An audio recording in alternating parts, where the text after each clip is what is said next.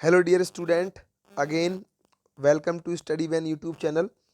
और कल जो हमने अपना थर्ड पार्ट बनाने के लिए आपसे कहा था, आज हम उसको कंटिन्यू करेंगे। और मैंने आपसे कहा भी था कि हम आगे जो है डॉक्टर भीमराव अंबेडकर, जिन्हें हमारे कॉन्स्टिट्यूशन का फादर भी माना जाता है, उनके बारे में चीज़ों को समझेंगे और जानेंगे चैप्टर क्या कह रहा है आगे। One of the main reason for this is that attitudes change very slowly.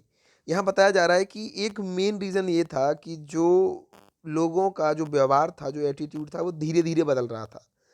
यहाँ पर आगे और अगर हम बात करें तो यहाँ एक साइड में आप देखिए, लेफ्ट हैंड साइड पर एक पिक्चर दी हुई है। ये जो पूरी पिक्चर दी हुई है, ये डॉक्टर भीमराव अंबेडकर जो उनकी पिक्चर दी हुई है आपको, उनके बारे में पूरा नीचे बताया भी हुआ है। Even through persons are aware that discrimination is against the law.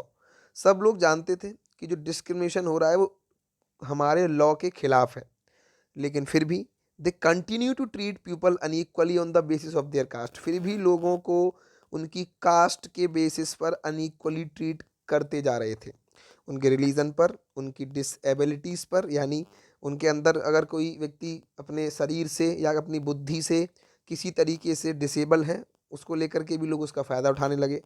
Economically कोई कमज़ोर है, उसका स्टेटस इतना अच्छा नहीं है बिकॉज दे आर वुमेन, और हो सकता है वो एक महिला हो, क्योंकि पुराने समय पर महिलाओं को उतना वेजेस या उतनी सैलरी नहीं दी जाती थी जितना आज हम लोग अपने इस एरा में देख पा रहे हैं।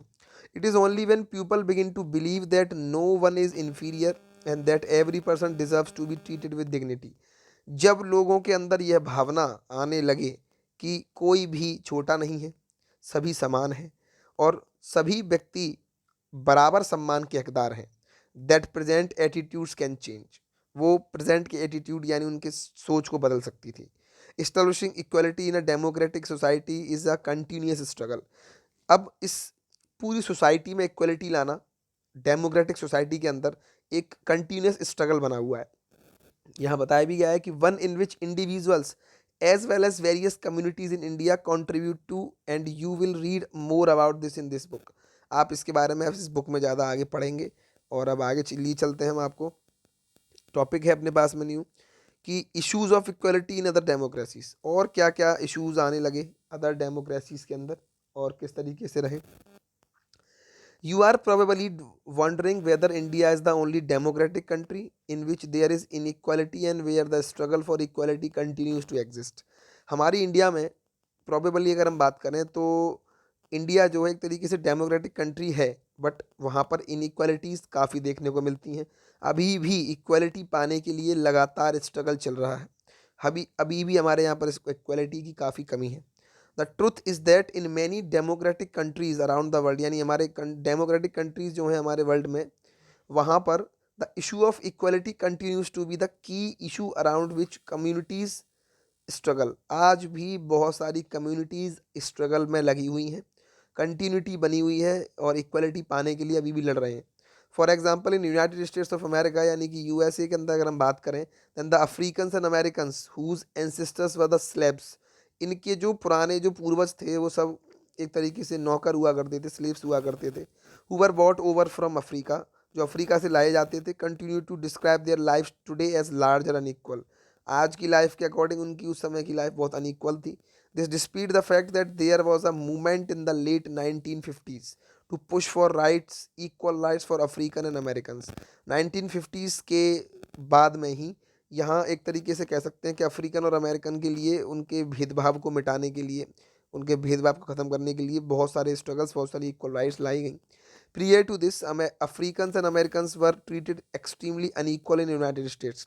यूनाइटेड स्टेट्स में अफ्रीकन और अमेरिकन को अनइक्वली ट्रीट किया जाता है and denied equality through law, और वहाँ पर इक्वलिटी थ्रू लॉ को डिनाइड किया जाता था। For example when travelling by bus, जब वह सभी दोनों लोग आपस में बस में जा रहे हों, दे either had to sit at the back of the bus or get up from their seat whenever a white person wishes to sit। यानी वो निग्रो होते थे, आप समझ सकते हैं उनको। जैसे आपको मैं और क्लियर कर देता हूँ, नेल्सन मंडेला जी जो थे, उन्होंने इसके बारे में इसको बहुत ही गलत साबित करते हुए, क्योंकि वो भी एक तरीके से ब्लैक पर्सन्स में आते थे, उन्होंने इस स्थिति को सुधार किया और सभी इस तरीके के काले और गोरे का भेद मिटाया था। यहाँ आगे बताया भी हुआ है कि जब वह बस में बैठे होते थे तो काले लोगों को या तो बिल्कुल बस के पीछे बैठना पड़ता था या खड़े होकर जाना पड़ता था, या फिर अगर कोई गोरा व्यक्ति आता है तो उनको ज़बरदस्ती खड़ा होना पड़ता था उन लोगों को सीट देने के लिए। तो यहाँ पर रोज़ा पार्क्स वॉज एन अफ्रीकन, ये एक अफ्रीकन अमेरिकन वुमेन है, tired from a long day at work, वो पूरे दिन काम करके आती हैं तो काफ़ी थका महसूस करती हैं। She refuse to give up her seat on bus to a white man, वो मना कर देती हैं कि भाई एक वाइट मैन को कि मैं ये सीट नहीं दूंगी। और ये बात 1 दिसंबर 1955 की थी। हर refusal that day start a huge agitation against the unequal ways in which African and Americans were। यहाँ पर आप देख पा रहे हैं ये पिक्चर, इसमें ये जो पिक्चर है यहाँ दिया हुआ है, रोजा पार्क जो है एक अफ्रीकन अमेरिकन वुमेन है। यहाँ जो साइड में दिया हुआ है आपको अफ्रीकन अमेरिकन वुमेन्स को, ये वाला जो पूरा पार्ट दिया हुआ है आपको, ये वही वाला पार्ट है, यहाँ पर दिखाया हुआ है ये लिखा हुआ है रोजा parks and African American women change the course of American history with one definite act.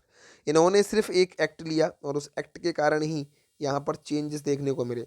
आगे अगर हम चलते हैं, बोला जा रहा है कि treated as which come to be known as the civil rights movement. इन्होंने एक तरीके से उस समय पर जो बात करी, उस समय पर जो चीज़ें चेंज की, उससे सिविल राइट्स मूवमेंट जनरेट हुआ। The civil rights act of 1964 prohibited discriminations on the basis of race. वो एक तरीके से जो एक्ट था वो प्रोहिबिटेट करता था discriminations against the race, against the religion, against the nation origin और भी काफ़ी चीज़ों को लेकर के। It also stated that all schools would be open to African, सभी स्कूल्स में African American childrens, and that they would no longer have to attend separate schools specially set up for them.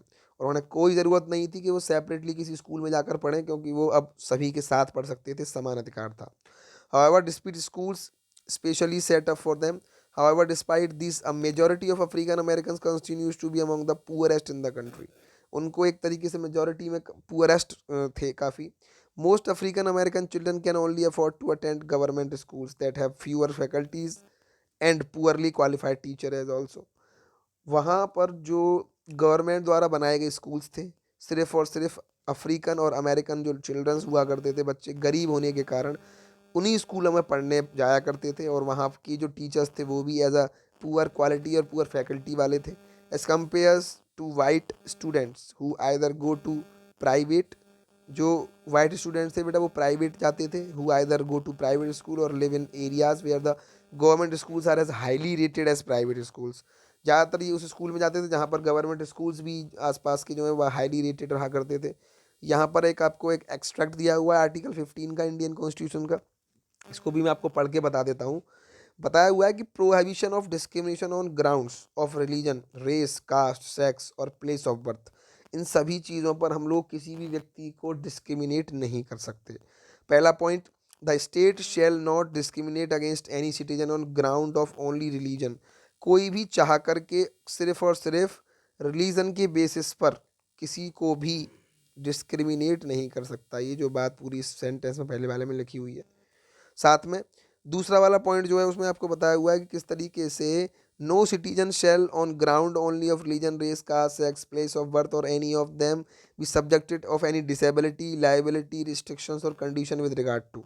यानी किसी भी तरीके के regards पर या किसी भी तरीके की इन कास्ट, रेस और उसके डिसेबिलिटी को लेकर के हम परेशान नहीं कर सकते थे उसको।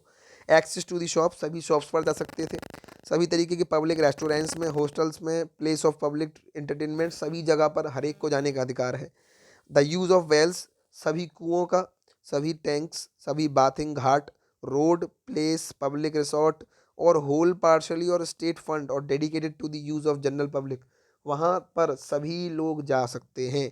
ये हमारा कॉन्स्टिट्यूशन हमसे कहता है। लेकिन अभी भी कुछ चैलेंजेस हमारी डेमोक्रेसी को लेकर के बने हुए हैं, और यहाँ वो चैलेंजेस हम लोग समझते हैं क्या है। बोल रहा है no country can be described as being completely democratic. किसी भी कंट्री को हम पब्लिकली या नॉर्मली कम्प्लीटली डेमोक्रेटिक नहीं कह सकते, पूर्ण रूप से लोकतंत्र नहीं कह सकते। क्यों?